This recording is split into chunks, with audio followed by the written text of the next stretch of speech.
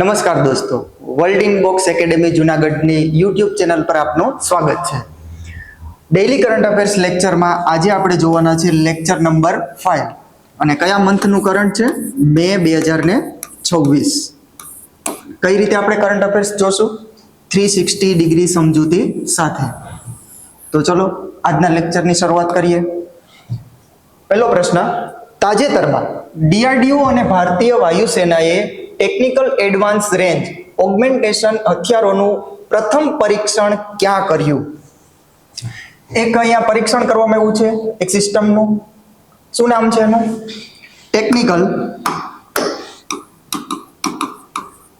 Technical advance range augmentation.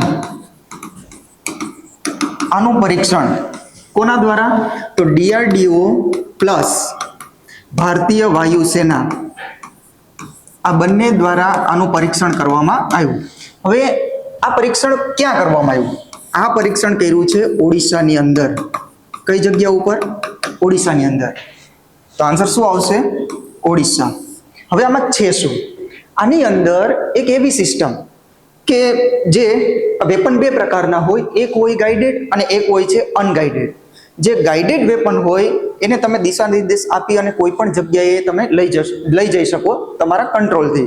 પણ જે અનગાઈડેડ હોય છે એને ક્યાંય લઈ જઈ શકાતા નથી. જે પણ સ્થળે બ્લાસ્ટ કરવાનો હોય એ સ્થળે ત્યાં પહોંચાડવામાં આવે અને પછી બ્લાસ્ટ કરવામાં આવે. તો અહીંયા ભારત પાસે થોડા જૂના બોમ્બ્સ પડેલા છે કે જે અનગાઈડેડ છે. તો હવે અત્યારના સમયમાં એનો ઉપયોગ કરવો હિતાવહ નથી. તો એના ઉપયોગ માટે આપણે એક સિસ્ટમ વિકસાવી. એવા ઘણા બધા વેપન્સ આપણી પાસે છે કે જે અનગાઈડેડ છે. તો એ અનગાઈડેડ વેપન્સને આની અંદર જોડી અને ગાઈડેડ બનાવવામાં આવે. કઈ રીતે? ઉદાહરણ તરીકે સમજો કે જે ભારત પાસે જે અલગ અલગ કેજીના બોમ્બ્સ પડેલા છે, માની લ્યો કે આ બાજુ પાકિસ્તાન છે અને આ બાજુ છે ભારત. હવે પાકિસ્તાનની અંદર જે પેલા બોમ્બ્સ પડેલા છે, જો પાકિસ્તાનની અંદર અટેક કરવો હોય, ત્યાં બ્લાસ્ટ કરવો હોય તો એ તો અનગાઈડેડ છે. તો ફાઇટર જેટ, આપણા ભારતનું ફાઇટર જેટ છે કે અહીંયા પાકિસ્તાનની સરહદ સુધી લઈ જવામાં આવે, પાકિસ્તાનના વિસ્તાર સુધી લઈ જવામાં આવે અને પછી પેલા બોમ્બને બ્લાસ્ટ કરવામાં આવે. પણ અહીંયા ખતરો છે કે જે પાકિસ્તાન તરફથી જે સામે અટેક થતો હોય એર ડિફેન્સ સિસ્ટમને લઈને, તો અહીંયા આપણા ફાઇટર જેટને તોડી શકે. જો આપણે એની સરહદમાં જઈએ તો તે તોડી શકે. ફાઇટર જેટ એમ પણ મોંઘું આવે છે. તો આના માટે જે આ બોમ્બ્સ છે એના માટે ફાઇટર જેટને અહીંયા જ રાખવામાં આવે. આ ફાઇટર જેટમાંથી જે આ સિસ્ટમ છે ઓગમેન્ટેશન સિસ્ટમ જે એડવાન્સ છે, આ સિસ્ટમની સાથે આ બોમ્બને ફિટ કરી દેવામાં આવે. ફાઇટર જેટ અહીંયા રહેશે અને આ ટ્રાવેલ કરશે છેક અહીંયા જે પણ સ્થળે બ્લાસ્ટ કરવાનો છે ત્યાં સુધી એ ટ્રાવેલ કરશે. અહીંયા કોઈ એન્જિન કે થ્રસ્ટ કંઈ લાગેલું નથી. એ ત્યાં જે વિંગ્સ લાગેલા છે એની રીતે ટ્રાવેલ કરશે અને પછી જે પણ જગ્યાએ બ્લાસ્ટ કરવાનો છે એ જગ્યાએ બ્લાસ્ટ કરવામાં આવશે. તો આ હતી એ ટેકનિકલ એડવાન્સ રેન્જ ઓગમેન્ટેશન જે આપણું પરીક્ષણ કર્યું છે ડીઆરડીઓ અને ભારતીય વાયુસેનાએ ઓડિશાની અંદર, જે અનગાઈડેડ વેપન્સ છે એને ગાઈડ કરવા માટે. તો કઈ જગ્યા ઉપર છે પરીક્ષણ? ઓડિશાની અંદર. ટેકનિકલ એડવાન્સ રેન્જ ઓગમેન્ટેશન, જેનું શોર્ટ ફોર્મ તારા થાય, એનું સફળતાપૂર્વક પરીક્ષણ કર્યું છે ડીઆરડીઓ અને ભારતીય વાયુસેના દ્વારા. સ્થળ છે ઓડિશાની અંદર. આનું નિર્માણ કોણે કર્યું? તો ડીઆરડીઓ તો છે જ આ સિસ્ટમનું નિર્માણ કરવામાં, પણ એક બીજી સંસ્થા જોડાયેલી છે, રિસર્ચ સેન્ટર ઇમરત, જે હૈદરાબાદમાં સ્થિત છે. ધ્યાન રાખજો, ડીઆરડીઓની સાથે રિસર્ચ સેન્ટર ઇમરત જે હૈદરાબાદમાં આવેલી છે એના દ્વારા આનું નિર્માણ. આ ભારતની પ્રથમ સ્વદેશી ગ્લાઇડ હથિયાર સિસ્ટમ છે. વાયુસેના દ્વારા અહીંયા વાયુસેનાનો જે આપણે ઉપયોગ કર્યો છે તો એનું એક ફાઇટર જેટ અહીંયા ઉપયોગમાં લીધું, નામ છે જગુઆર. આ ફાઇટર એરક્રાફ્ટનો ઉપયોગ કરી અને આ પરીક્ષણ કરવામાં આવ્યું. ઉદ્દેશ્ય એટલો જ છે કે જે ઓછા ખર્ચે હથિયારની ઘાતકતા અને ચોકસાઈ વધારવા માટે. ઓછા ખર્ચે એટલા માટે કે જે આપણે જે ગાઈડેડ ક્રૂઝ મિસાઇલ હોય, આ ક્રૂઝ મિસાઇલ વધારે ખર્ચાળ છે, એને બનાવવા માટે વધારે ખર્ચો આવે છે. તો એ ખર્ચાને ઓછા કરવા માટે આવા હથિયાર બનાવવાના. કેવા હથિયાર? કે જે ઓછા ખર્ચે નિર્માણ થતું હોય. આમાં કઈ રીતે હોય? જો અહીંયા તમે ફોટામાં જોઈ શકો. માની લો આ ફાઇટર જેટ છે. આ ફાઇટર જેટની અંદરથી જે આ તમને દેખાય છે એડવાન્સ રેન્જ ઓગમેન્ટેશન, જે એની અંદર જે આપણે બોમ્બ્સ હોય છે એ બધું અહીંયા રાખેલું હોય અને આને પછી ગાઈડ કરવામાં આવે. જે પણ જગ્યાએ બ્લાસ્ટ કરવાનો છે આને લઈ જવાનો છે. આપણા પૂરા ફાઇટર જેટને લઈ જવાની જરૂર નથી. ફાઇટર જેટ દુશ્મન દેશથી થોડા દૂર રહેશે, કારણ કે ખતરો રહેલો હોય, સામે જે એર ડિફેન્સ સિસ્ટમ છે તો એમાંથી પણ મિસાઇલો આવતી હોય, તો ફાઇટર જેટને થોડે દૂર રાખી એમાંથી આ સિસ્ટમ નીકળશે. આની અંદર વોરહેડ ભરેલા હોય અને આ જે છે આના બંને બાજુ વિંગ્સ આવેલી હોય, પાંખો આવેલી હોય અને એના દ્વારા એ ગાઈડ થશે. ક્લિયર છે? તો આ હતી આપણી આ સિસ્ટમ. ડીઆરડીઓ અને ભારતીય વાયુસેનાએ હમણાં તાજેતરમાં પરીક્ષણ કર્યું છે, જે અનગાઇડેડ વેપન હોય એને ગાઈડ કરી અને જે પણ જગ્યાએ બ્લાસ્ટ કરવાનો છે ત્યાં લઈ જવા માટે. હવે ડીઆરડીઓ, તો ડીઆરડીઓ નું પૂરું નામ શું થાય? Defence Research and Development Organisation. આ ડીઆરડીઓ નું પૂરું નામ છે. ડીઆરડીઓ ની સ્થાપના ક્યારે થઈ? 1 જાન્યુઆરી 1958 માં. એનું હેડક્વાર્ટર ક્યાં આવેલું છે? તો નવી દિલ્હી ખાતે. ડીઆરડીઓ ના હાલના અધ્યક્ષ કોણ છે? ડીઆરડીઓ ના હાલના અધ્યક્ષ છે સમીર વી કામત. તો કોણ છે? સમીર વી કામત. આ હતું ડીઆરડીઓ વિશે અને તાજેતરમાં પરીક્ષણ. ઓછા ખર્ચે ઘાતક હથિયાર. નેક્સ્ટ ક્વેશ્ચન, તાજેતરમાં ઇન્ડિયન નેવીના વડા તરીકે કોની નિમણૂક કરવામાં આવી? ઇન્ડિયન નેવી એટલે કે ભારતીય નૌકાદળ. હવે એના જે વડા છે, એના જે અધ્યક્ષ છે એ બદલવાના છે. તો પેલા અધ્યક્ષ કોણ હતા? દિનેશ ત્રિપાઠી. હવે દિનેશ ત્રિપાઠીની જગ્યાએ કોણ આવવાનું છે? તો કૃષ્ણા સ્વામીનાથન. કોની નિમણૂક કરવામાં આવી? કૃષ્ણા સ્વામીનાથનની. અને આ કોને રિપ્લેસ કરશે? કોની જગ્યાએ આવશે? તો દિનેશ ત્રિપાઠીની જગ્યાએ. તો દિનેશ ત્રિપાઠીની જગ્યા ઉપર નિયુક્ત કરવામાં આવ્યા છે કૃષ્ણા સ્વામીનાથનને ઇન્ડિયન નેવીના વડા તરીકે. ઇન્ડિયન નેવીના વડા તરીકે નિયુક્ત કૃષ્ણા સ્વામીનાથન કોને રિપ્લેસ કરશે? દિનેશ ત્રિપાઠીને.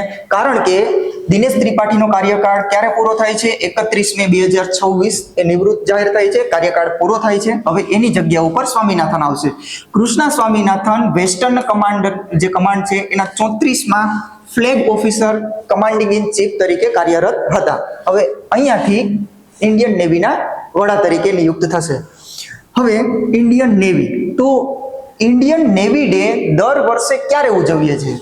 જે ઇન્ડિયન નેવી ડે છે દર વર્ષે ક્યારે આપણે ઉજવીએ ઇન્ડિયન નેવી ડે?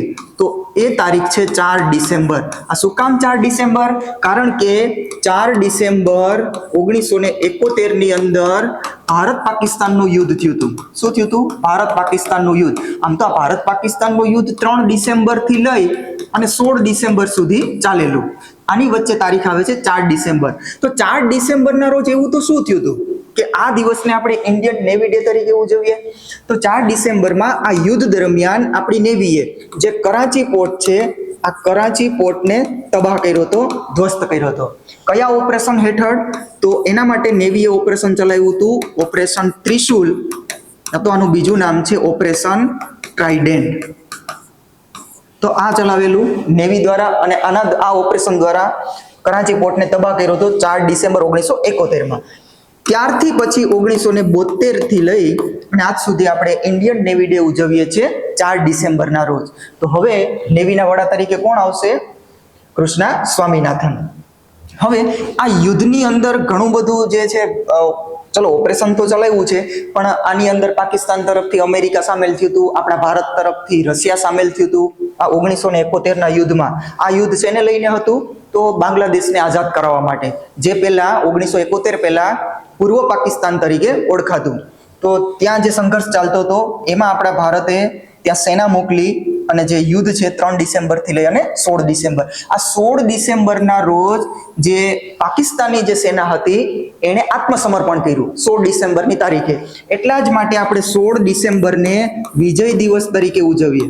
કયા દિવસ તરીકે? વિજય દિવસ તરીકે. કારણ કે પાકિસ્તાની જે સેના હતી એણે આત્મસમર્પણ કર્યું હતું આ યુદ્ધ દરમિયાન. હવે આના પછી આ જે યુદ્ધ થાય એના પછી એક કરાર થશે. એ કરાર છે સિમલા કરાર. આ યુદ્ધ પછી એક કરાર થાય છે સિમલા કરાર. કોની વચ્ચે? તો ભારતના લીડર એટલે કે ભારતના વડાપ્રધાન અને સામે પાકિસ્તાનના લીડર. તો આપણા ભારત તરફથી હતા ઇન્દિરા ગાંધી અને પાકિસ્તાન તરફથી હતા ઝુલ્ફિકાર અલી ભુટ્ટો. તો આ બંને વચ્ચે 2 જુલાઈ 1972 ની અંદર શું થશે? સિમલા કરાર. આ કરારની અંદર જે યુદ્ધ હતું એ યુદ્ધને લઈને જે મંત્રણા કરવાની હતી, વાતચીત કરવાની હતી આ બંને વચ્ચે, આપણા ભારત અને પાકિસ્તાન વચ્ચે, આ સિમલા કરારમાં. તો આની અંદર ઘણા લોકો કહે છે કે ભાઈ જો ત્યારે ઇન્દિરાબેન ગાંધી જો ઈચ્છે તો જે પીઓકે છે એ પીઓકે ની માંગણી કરી શકે, કારણ કે જે પીઓકે પાકિસ્તાન ઓક્યુપાઈડ કાશ્મીર, ત્યાં અધિકાર ક્ષેત્ર કોનું છે? પાકિસ્તાનનું. પણ આની અંદર શું થયું કે જ્યારે આ સિમલા કરાર જે મીટિંગ યોજવામાં આવી હતી ત્યારે ઝુલ્ફિકાર જે અલી ભુટ્ટો હતા એ આવીને ઇન્દિરાબેન ગાંધીને કહે છે કે તમારી પાસે જે અમારા સૈનિકો છે આ સૈનિકોને મારે કોઈ જરૂર નથી, એને તમે જીવાડવા હોય તો જીવાડો, એને તમારે મારવા હોય તો મારી નાખો, તમારી ઈચ્છા, મારે એ સૈનિકોની જરૂર નથી. સામે ચાલીને એ જે પાકિસ્તાન લીડર છે કહે છે. તો જો ભાઈ પાકિસ્તાન લીડર આવું સામે ચાલીને કહી દેતો હોય તો આપણે કઈ રીતે શરત મૂકી શકીએ? શરત એ મૂકવાની હતી કે ભાઈ અમે તમારા સૈનિકો ત્યારે જ છોડીશું જો તમે પીઓકે નો જે અધિકાર ક્ષેત્ર છે એ પાછું ખેંચો, તો પીઓકે અમને આપી દો. તો પણ આણે પહેલા કહી દીધું છે કે મારે એ સૈનિકોની જરૂર નથી. તો આ હતા સિમલા કરારને લઈને. અહીંયા એવું પણ નક્કી કરવામાં આવ્યું કે જે આપણી એલઓસી છે, પાકિસ્તાન અને ભારત વચ્ચેની બોર્ડર, જે લાઇન ઓફ કંટ્રોલ, આ લાઇન ઓફ કંટ્રોલ ઉપર સીઝ ફાયરનું ઉલ્લંઘન થવું જોઈએ નહીં, એ પણ અહીંયા નક્કી કરવામાં આવ્યું. પ્લસ એ પણ અહીંયા નક્કી કરવામાં આવ્યું કે ભાઈ હવે જ્યારે ભવિષ્યની અંદર ભારત અને પાકિસ્તાનની કોઈ પણ પરિસ્થિતિ, એવા સમયે જ્યારે પરિસ્થિતિ બગડે તો એમાં ત્રીજો દેશ સામેલ નહીં થાય, કારણ કે 1971માં આ યુદ્ધની દરમિયાન બીજા 2 દેશ સામેલ થઈ ગયા. ભારત પાકિસ્તાન તો હતા જ, પણ પાકિસ્તાન તરફથી અમેરિકા સામેલ થયું અને ભારત તરફથી રશિયા સામેલ થયું. તો અહીંયા એવું નક્કી કરવામાં આવ્યું કે ભાઈ હવેથી કોઈ દેશને સામેલ કરવાનું નથી. તો આ યુદ્ધ દરમિયાન 4 ડિસેમ્બરની તારીખ આવે છે અને આ 4 ડિસેમ્બરે આપણે ઉજવીએ છીએ ઇન્ડિયન નેવી ડે. અને હાલમાં એના વડા તરીકે કોણ નિયુક્ત થયા છે? કૃષ્ણા સ્વામીનાથન. નેક્સ્ટ ક્વેશ્ચન, તાજેતરમાં ચીફ ઓફ ડિફેન્સ સ્ટાફ તરીકે કોની નિમણૂક કરવામાં આવી? ચીફ ઓફ ડિફેન્સ સ્ટાફ એટલે કે સીડીએસ. કોની વાત થઈ છે? સીડીએસ, જેને કહેવાય ચીફ ઓફ ડિફેન્સ સ્ટાફ. હવે અહીંયા એક નવા સીડીએસ ની નિયુક્તિ કરી છે. તો કોની નિયુક્તિ કરી છે? NS રાજા સુબ્રમણી. કોની નિયુક્તિ કરવામાં આવી? NS રાજા સુબ્રમણીની. તો હાલમાં આપણા હવે નવા સીડીએસ તરીકે આવ્યા છે NS રાજા સુબ્રમણી. આણે કોનું સ્થાન લીધું છે? કોને રિપ્લેસ કરીને આવ્યા? તો આપણા જે બીજા નંબરના સીડીએસ હતા અનિલ ચૌહાણ, આ અનિલ ચૌહાણની જગ્યા ઉપર હવે કોણ આવશે? NS રાજા સુબ્રમણી આપણા સીડીએસ તરીકે. તો આપણો આન્સર આવશે NS Raja Subramani. Chief of defence staff CDS NS Raja Subramani કોને રિપ્લેસ કરશે? અનિલ ચૌહાણને. કારણ કે અનિલ ચૌહાણનો જે કાર્યકાળ છે 30 મે 2026 પૂરો થાય છે, નિવૃત્ત જાહેર થાય છે. રાજા સુબ્રમણી હાલમાં રાષ્ટ્રીય સુરક્ષા પરિષદ સચિવાલયમાં લશ્કરી સલાહકાર તરીકે સેવા આપી રહ્યા છે. હવે ત્યાંથી પછી આપણા સીડીએસ, તેઓ આર્મી સ્ટાફના વાઇસ ચીફ પણ રહી ચૂક્યા છે. પ્લસ તેમને 1985માં ગઢવાલ રાઇફલ્સની 8મી બટાલિયનમાં નિયુક્ત કરવામાં આવ્યા હતા. ક્યારે સેનામાં સામેલ કર્યા હતા? એને 1985 ની અંદર. ત્યારથી લઈને આજ સુધી, એટલે આટલા વર્ષોનો એનો અનુભવ છે આ સેનાની અંદર, આટલા વર્ષોનો અનુભવ છે 1985 થી. તેમણે ઓપરેશન રાઇનો હેઠળ, આ ઓપરેશન રાઇનો, આ ક્યાં થયું હતું ઓપરેશન રાઇનો? આસામમાં. જે આસામની અંદર જે વિદ્રોહ ફાટી નીકળ્યો હતો, આ વિદ્રોહ દરમિયાન 16મી જે ગઢવાલ રાઇફલ્સ છે આ રાઇફલ્સની કમાન સંભાળી હતી આ NS રાજા સુબ્રમણીએ ઓપરેશન રાઇનો હેઠળ. એને ઘણા બધા પુરસ્કાર પણ મળેલા છે, મેડલ મળેલા છે. વિશિષ્ટ સેવા મેડલ, વિશિષ્ટ સેવા માટે તેમને પરમ વિશિષ્ટ સેવા મેડલ છે, અતિ વિશિષ્ટ સેવા મેડલ મળેલો છે, સેના મેડલ પણ મળેલો છે અને વિશિષ્ટ સેવા મેડલ પણ પ્રાપ્ત થયેલો છે. તો આ થોડીક ડિટેલ્સ હતી આપણા જે NS રાજા સુબ્રમણી છે એના વિશેની. હવે સીડીએસ નું પદ પહેલા નહોતું આપણા ભારતની અંદર. આનું નિર્માણ કરવામાં આવ્યું છે. તો આનું નિર્માણ ક્યારે થયું? આ સીડીએસ ના પદનું નિર્માણ 2019 ની અંદર. અને શું કામ લેવા આ પદ? કારણ કે સરકારે વિચાર કર્યો કે જ્યારે 1999 ની અંદર કારગિલ વોર થયું હતું, આ કારગિલ વોરની અંદર આર્મી છે, આર્મી એની રીતે લડતી હતી, જે આપણું એરફોર્સ છે, એરફોર્સ એની રીતે લડતું હતું. તો આર્મી અને એરફોર્સ વચ્ચે કોઈ સમન્વય નહોતો, કોઈ સમન્વય હતો નહીં. તો આ જે આપણી ત્રણેય પાંખ છે, તો ત્રણેય પાંખના સમન્વય માટે આપણે એક પદનું નિર્માણ કર્યું. નામ છે એનું CDS, chief of defence staff. હવે આપણા પ્રથમ CDS ની વાત કરીએ તો એ હતા બિપિન રાવત. કોણ હતા? પ્રથમ બિપિન રાવત. પ્રથમ બિપિન રાવત હતા, પણ એનું હેલિકોપ્ટર ક્રેશ જે દુર્ઘટના હતી એમાં મૃત્યુ થઈ છે, શહીદ થઈ જાય છે. એના પછી બીજા નંબરે આપણા CDS તરીકે આવે છે અનિલ ચૌહાણ. કોણ આવે છે બીજા નંબર ઉપર? અનિલ ચૌહાણ. હવે આ અનિલ ચૌહાણની જગ્યાએ ત્રીજા નંબર ઉપર કોણ આવવાના છે?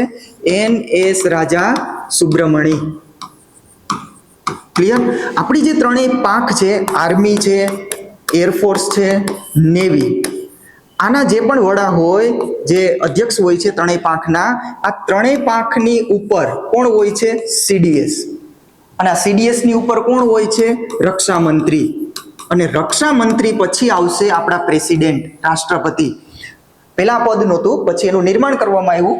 ત્રણેય પાંખની ઉપર CDS, CDS ની ઉપર રક્ષા મંત્રી, અને રક્ષા મંત્રીની ઉપર હોય છે આપણા રાષ્ટ્રપતિ. કારણ કે તમે બંધારણમાં જોતા હશો કે ભાઈ ત્રણેય પાંખના વડા કોણ છે? ત્રણેય પાંખના વડા આપણા રાષ્ટ્રપતિ છે. હવે આ રક્ષા મંત્રીની સમકક્ષ એક પદ છે NSA, નેશનલ સિક્યુરિટી એડવાઇઝર. આ નેશનલ સિક્યુરિટી એડવાઇઝર તરીકે હાલ કોણ છે? હાલ છે આપણા ભારતમાં અજીત ડોભાલ. કોણ છે? અજીત ડોભાલ, NSA તરીકે. હવે આ CDS, રક્ષા મંત્રી, રાષ્ટ્રપતિ.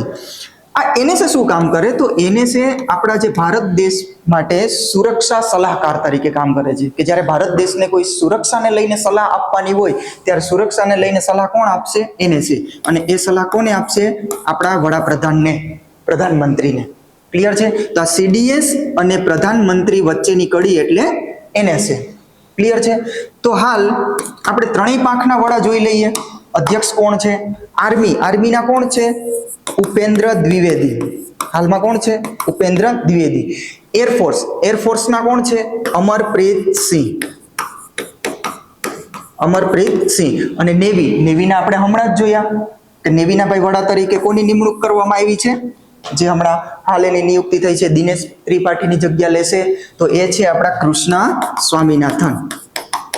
તો આ ત્રણેય પાંખની અંદર જે હેડ હોય છે, આર્મી, એરફોર્સ અને નેવીના, અને આ ત્રણેય વડાની ઉપર હોય છે CDS, અને CDS ની ઉપર હોય છે રક્ષા મંત્રી, અને રક્ષા મંત્રી પછી આવે છે પ્રેસિડેન્ટ, રાષ્ટ્રપતિ. હાલમાં આપણા રક્ષા મંત્રી તરીકે કોણ છે? તો રાજનાથ સિંહ. કોણ છે? રાજનાથ સિંહ. તો આ થોડી જાણકારી ધ્યાનમાં રાખવાની છે. NS રાજા સુબ્રમણી. એના પછી તાજેતરમાં સિપ્રી વ્યયમાં 2025 અનુસાર ભારતને કેટલામું સ્થાન મળ્યું? અહીંયા એક રિપોર્ટ છે. કોનો રિપોર્ટ છે? સિપ્રીનો. આ સિપ્રીના રિપોર્ટ પ્રમાણે, આ રિપોર્ટ એવું કહે છે કે દુનિયાની અંદર કયા દેશો સૌથી વધારે સૈન્ય પાછળ ખર્ચો કરે છે? કોની પાછળ? સૈન્ય પાછળ ખર્ચ કરે છે. તો એનો એક રિપોર્ટ જાહેર થયો કે ભાઈ સૈન્ય પાછળ સૌથી વધારે ખર્ચ કોણ કરે? એ પ્રમાણે ક્રમ આપવામાં આવ્યો. તો આ ક્રમમાં આપણા ભારતનું સ્થાન કેટલામું છે? ભારતનો ક્રમ કેટલામો છે? તો અહીંયા શેને લગતો રિપોર્ટ છે? સૈન્ય વ્યય, ખર્ચ ગણી શકો તમે, સેનાની અંદર ખર્ચ કેટલો કરવામાં આવે. તો એમાં પ્રથમ સ્થાન ઉપર છે USA, બીજા સ્થાન ઉપર છે ચીન, ત્રીજા સ્થાન ઉપર છે રશિયા, ચોથા ક્રમાંક ઉપર છે જર્મની, અને પાંચમા ક્રમ ઉપર છે આપણું ભારત. તો ભારત છે જે સેના પાછળ ખર્ચો કરે છે, વિશ્વ લેવલે ભારતનો ક્રમ કેટલામો છે? પાંચમો. પ્રથમ કોણ છે? USA, સિપ્રીના રિપોર્ટ અનુસાર. આ સિપ્રીનું પૂરું નામ થાય છે Stockholm International Peace Research Institute. આ જે સિપ્રી છે એક બીજો પણ રિપોર્ટ જાહેર કરે કે ભાઈ વિશ્વની અંદર સૌથી વધારે હથિયાર કઈ કંપની બનાવે છે, એટલે કે કયો દેશ સૌથી વધારે હથિયાર બનાવે છે, એનો પણ રિપોર્ટ કોણ જાહેર કરે? સિપ્રી. તો સિપ્રી વિશ્વ સૈન્ય વ્યય રિપોર્ટ, સેના પાછળનો ખર્ચ, એમાં પ્રથમ છે USA, બીજું સ્થાન ચીનનું છે, ત્રીજું સ્થાન રશિયા, ચોથા નંબર ઉપર છે જર્મની, અને પાંચમા નંબર ઉપર છે આપણું ભારત. 2025 અનુસાર આ જે રિપોર્ટ છે 2025 ના ડેટા લેવામાં આવ્યા છે. તો 2025 અનુસાર ભારતનો સૈન્ય ખર્ચ કેટલો છે? $92.1 બિલિયન. આટલો ખર્ચ કરે છે આપણું ભારત. હવે આ જે તમને જે 3 દેશ દેખાય છે, આ 3 દેશ જે વિશ્વના અલગ અલગ દેશો સેના પાછળ ખર્ચ કરે ને, એ બધા ખર્ચમાં ખાલી આ 3 દેશ અમેરિકા, ચીન અને રશિયા 58% હિસ્સો ધરાવે.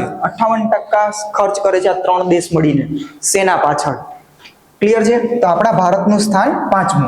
જો તમને પૂછવામાં આવે કે ફાયર પાવર ઇન્ડેક્સ, આ ફાયર પાવર ઇન્ડેક્સમાં ભારતનું કેટલામું સ્થાન? તો ત્યાં ભારતનું સ્થાન છે 4થું. કેટલા નંબર ઉપર છે? 4th નંબર ઉપર ફાયર પાવર ઇન્ડેક્સ ભારતનું સ્થાન 4થું. આ સિપ્રીનું ફૂલ ફોર્મ તમે કહી દીધું, Stockholm International Peace Research Institute. હવે આ કોની સંસ્થા છે, એટલે કે કયા દેશની? તો સ્ટોકહોમ ક્યાં આવેલું છે? સ્વીડનની અંદર. કયા દેશમાં? સ્વીડનમાં. હવે સ્વીડનમાં જો તમે કનેક્ટ કરી શકતા હોય તો નોબેલ પુરસ્કાર, આ નોબેલ પુરસ્કાર 6 ક્ષેત્રમાં આપવામાં આવે. એમાંથી જે 5 ક્ષેત્ર છે, આ 5 ક્ષેત્ર ક્યાંથી એનાયત થાય? આ સ્ટોકહોમ ખાતેથી. બાકીનો જે એક ક્ષેત્ર છે શાંતિ માટેનો નોબેલ પુરસ્કાર, એ ક્યાંથી એનાયત કરવામાં આવે? તો એ આવે છે ઓસ્લોમાંથી. અને ઓસ્લોની રાજધાની નોર્વે, એટલે કે નોર્વેની રાજધાની છે ઓસ્લો, ત્યાંથી. 5 ક્ષેત્ર સ્વીડનની રાજધાની સ્ટોકહોમ ખાતેથી, અને જે શાંતિ માટેનો એક જ નોબેલ પુરસ્કાર છે એ નોર્વેની રાજધાની ઓસ્લોમાંથી. આ સ્વીડન જે દેશ છે એ નેટો, તમે આ સંગઠનનું નામ સાંભળ્યું હશે, નેટો. આ નેટોનો નવીનતમ બનવાવાળો સભ્ય, એટલે કે નવીનતમ મેમ્બર બન્યું છે સ્વીડન દેશ. 32મા નંબરે નેટોનું લેટેસ્ટ મેમ્બર, 32મા ક્રમનું કોણ છે સભ્ય બનવાવાળું? Sweden. NATO north Atlantic treaty organisation. અને આ નેટોનું હેડક્વાર્ટર આવેલું છે, નેટોનું હેડક્વાર્ટર મુખ્યાલય બ્રુસેલ્સમાં. કઈ જગ્યાએ છે? બ્રુસેલ્સ. અને બ્રુસેલ્સ ક્યાં આવેલું છે? બેલ્જિયમની અંદર. અને આ નેટોનો આર્ટિકલ 5 શું કહે છે કે ભાઈ નેટોની અંદર જે આ 32 સભ્યો જોડાયેલા છે, જો આ 32 માંથી કોઈ એક ઉપર અટેક થાય તો બીજા જે 31 છે એની મદદ માટે આવશે. આવું આર્ટિકલ 5 કહે છે નેટોનું. જે અમેરિકા છે, યુએસએ પણ નેટોનું સભ્ય છે. 32મા નંબરે કોણ લેટેસ્ટ બન્યું છે? સ્વીડન. અને એનું હેડક્વાર્ટર ક્યાં છે નેટોનું? બ્રુસેલ્સ, બેલ્જિયમની અંદર. આ સિપ્રી એક બીજો રિપોર્ટ જાહેર કરે કે વિશ્વની અંદર સૌથી વધુ હથિયાર કોણ બનાવે છે? સૌથી વધુ હથિયાર કયો દેશ બનાવે છે, અથવા તો કઈ કંપની બનાવે છે? દેશ છે પછી કંપનીના નામ આપેલા હોય કે સૌથી વધારે હથિયાર કઈ કંપની. તો જે લાસ્ટ જે રિપોર્ટ હતો સિપ્રીનો, એમાં સૌથી વધારે હથિયાર બનાવતી કંપની પ્રથમ સ્થાન ઉપર, એનું નામ છે લોકહીડ માર્ટિન. આ લોકહીડ માર્ટિન કયા દેશની કંપની? અમેરિકાની. પણ આ રિપોર્ટમાં જે 1 થી 100 ક્રમાંક આપવામાં આવે છે હથિયાર બનાવતી કંપનીની જે યાદી બહાર પાડવામાં આવી, એમાં પ્રથમ તો લોકહીડ માર્ટિન છે, જે અમેરિકાની કંપની. પણ 1 થી 100 ની અંદર આપણા ભારતની 3 કંપની સામેલ થઈ. આ વખતે કેટલી કંપની સામેલ છે? 3 કંપની. 1 થી 100 નો જે ક્રમાંક છે એમાં એક કંપની છે HAL, હિન્દુસ્તાન એરોનોટિક્સ લિમિટેડ. બીજી એક કંપની છે BEL, ભારત ઇલેક્ટ્રોનિક્સ લિમિટેડ. અને એક ત્રીજી કંપની છે MDL, મઝગાંવ ડોક લિમિટેડ. આપણા ભારતની આ 3 કંપની આ વખતે સિપ્રીના જે સૌથી વધુ હથિયાર બનાવતી જે કંપનીની યાદી છે, આ યાદીમાં 3 કંપની સામેલ થઈ આપણા ભારતની. HAL છે, Hindustan aeronautics limited, Bharat electronics limited અને મઝગાંવ ડોક લિમિટેડ. આ 3 સામેલ થઈ છે. પ્રથમ તો કોણ છે? લોકહીડ માર્ટિન. ક્લિયર? હવે લોકહીડ માર્ટિન છે તો અમેરિકાને થોડીક મિસાઇલ કે જે એના નામ છે ક્યારેક પૂછાઈ શકે. જો તમને પૂછવામાં આવે કે ડાર્ક ઈગલ, આ ડાર્ક ઈગલ કયા દેશની મિસાઇલ છે? પ્લસ મિનિટમેન થર્ડ, આ મિનિટમેન થર્ડ કયા દેશની છે? એક ત્રીજી પણ મિસાઇલ છે, નામ છે એનું ટોકોમ. આ ટોકોમ જે મિસાઇલ છે એ કોની છે? તો આ 3 મિસાઇલ અમેરિકાની. કયા દેશની છે? અમેરિકાની. ડાર્ક ઈગલ, મિનિટમેન થર્ડ ને ટોકોમ, આ અમેરિકા દેશની મિસાઇલ. નેક્સ્ટ ક્વેશ્ચન, તાજેતરમાં મિશન સક્ષમ કોણે લોન્ચ કર્યું? કયું મિશન છે? મિશન સક્ષમ. તો આ મિશન સક્ષમ લોન્ચ કરનાર કોણ? આ મિશન લોન્ચ કર્યું છે આપણા RBI દ્વારા. કોના દ્વારા? આરબીઆઈ દ્વારા. શું કામ ભાઈ આ લોન્ચ કરવામાં આવ્યું? કારણ કે જે શહેરી સહકારી બેંકો છે, આ શહેરી સહકારી બેંકોની અંદર શાસન મજબૂત કરવા માટે, શહેરી સહકારી બેંકોની અંદર શાસન મજબૂત કરવા માટે કઈ રીતે શાસન મજબૂત કરવાનું? અહીંયા આ બેંકોના જે કર્મચારી છે, આ કર્મચારીની જે સ્કિલ ડેવલપમેન્ટ છે એનું કામ કરવામાં આવશે. કોનું કામ કરવામાં આવશે? કર્મચારીની અંદર સ્કિલ ડેવલપમેન્ટનું. આ મિશન હેઠળ નામ છે મિશન સક્ષમ. તો કોના દ્વારા લોન્ચ થયેલું છે? આરબીઆઈ દ્વારા. આ સેબી, અહીંયા જે તમને ઓપ્શનમાં દેખાય છે સેબી, આપણા ભારતમાં બેંકોને રેગ્યુલેટ કરતી એટલે કે નિયંત્રણ કરતી સંસ્થા બેંક કઈ છે? આરબીઆઈ. પણ આપણા ભારતની અંદર શેર માર્કેટને જે નિયંત્રિત કરે છે એનું નામ છે SEBI, security exchange board of India. આની સ્થાપના 1988માં અને આના માટે અધિનિયમ બનાવેલો છે 1992માં. તો હાલમાં સેબીના અધ્યક્ષ કોણ છે? હેડ કોણ છે હાલમાં સેબીના અધ્યક્ષ? તો સેબીના અધ્યક્ષ છે તુહિન કાંત પાંડે. હાલમાં કોણ છે? તુહિન કાંત પાંડે. આ વ્યક્તિએ કોની જગ્યા લીધી હતી? એક મહિલા હતા માધવીપુરી બુચ કરીને. જે માધવીપુરી બુચ છે એ સેબીના પ્રથમ મહિલા અધ્યક્ષ હતા. તો એની જગ્યા ઉપર કોણ છે? તુહિન કાંત પાંડે. નીતિ આયોગ તો તમને ખ્યાલ જ છે કે એના અધ્યક્ષ હંમેશા કોણ હોય છે? પીએમ, વડાપ્રધાન. તો હાલમાં નીતિ આયોગના ઉપાધ્યક્ષ તરીકે કોની નિયુક્તિ કરવામાં આવી? તો ઉપાધ્યક્ષ તરીકે કોણ છે? અશોક લાહિરી. અને નીતિ આયોગના હાલના સીઈઓ કોણ છે? તો નિધિ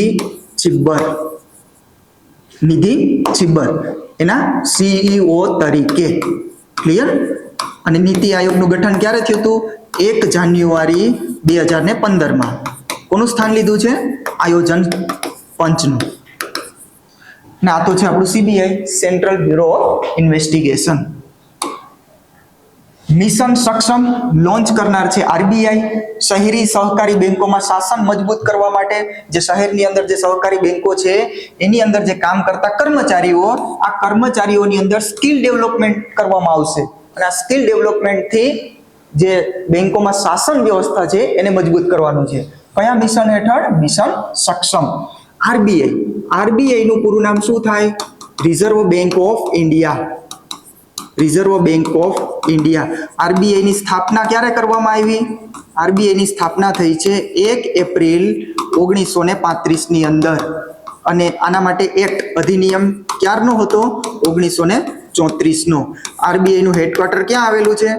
સ્થાપના વખતે પૂછે તમને તો એ છે કલકત્તા. અને વર્તમાન પૂછે તો વર્તમાન છે મુંબઈ. આરબીઆઈ નું હેડક્વાર્ટર મુંબઈ. કલકત્તાથી મુંબઈ ક્યારે ચેન્જ કર્યું? 1937 ની અંદર. આરબીઆઈ નું જે રાષ્ટ્રીયકરણ છે ક્યારે કરવામાં આવ્યું?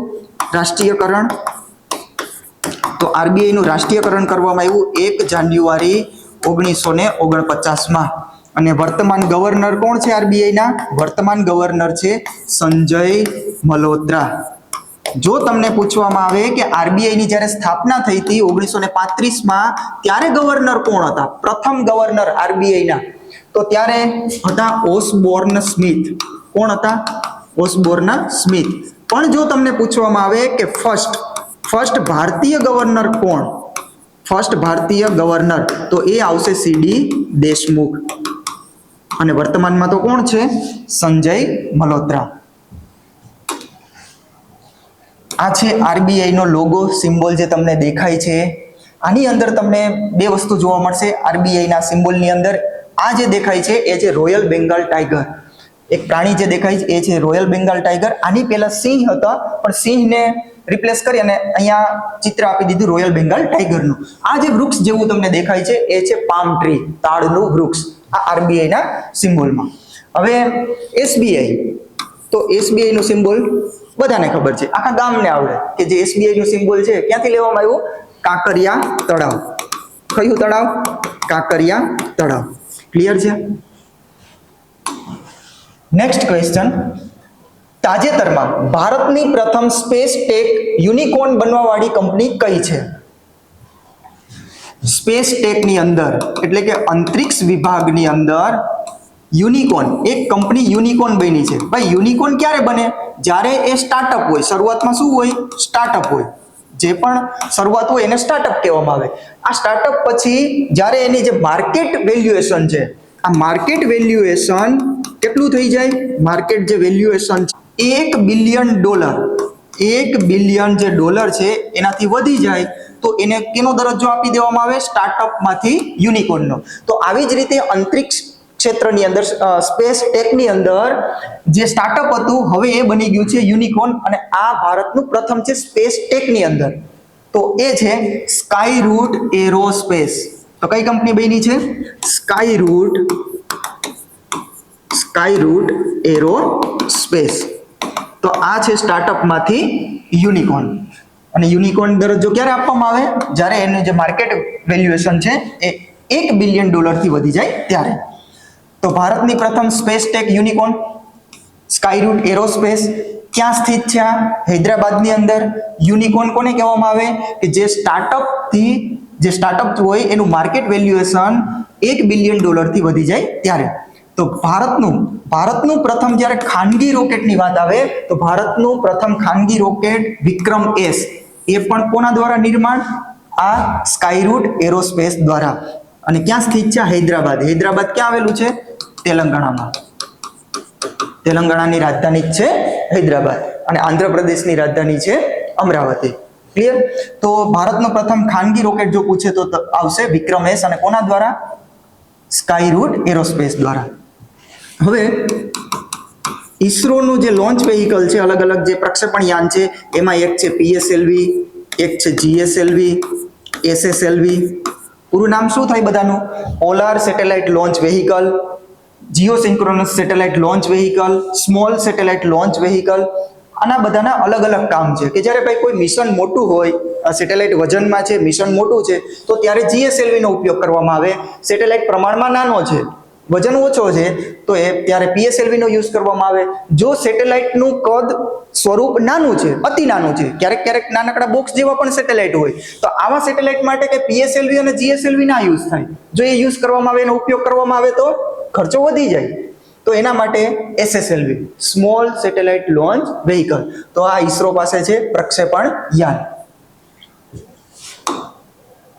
આ જે તમને દેખાય છે સ્કાયરૂટ એરોસ્પેસ.